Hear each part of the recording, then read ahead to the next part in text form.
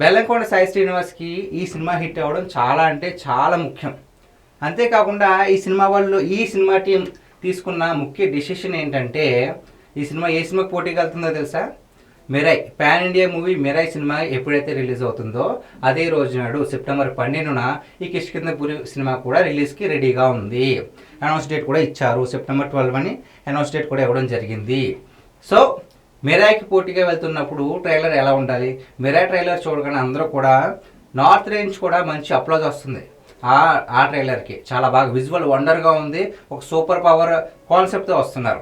మరి ఆ సినిమాకి పోటీగా ఉందంటే ఏ విధంగా ట్రైలర్ ఉండాలి? సో అంత ఇంపాక్ట్ కలిగించిందా అంటే లేదు.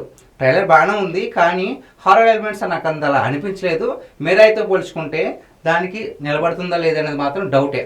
మరి చూద్దాం సెప్టెంబర్ 12న ఈ రెండు సినిమాల్లో ఏ సినిమా విజయం సాధించబోతుంది?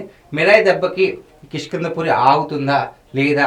మళ్ళీ బెల్లంకొండ సాయి శ్రీనివాస్ ఈ సినిమాతో కంబ్యాక్ ఇస్తాడా లేదా అనేది థియేటర్స్లో రిలీజ్ అయిన తర్వాత మాత్రం చెప్పగలము. మీరు కిష్కింధపురి ట్రైలర్ చూస్తే కనుక ఈ ట్రైలర్ మీకు అనిపించిందో కామెంట్ రూపంలో తెలియజేయండి. Thank you.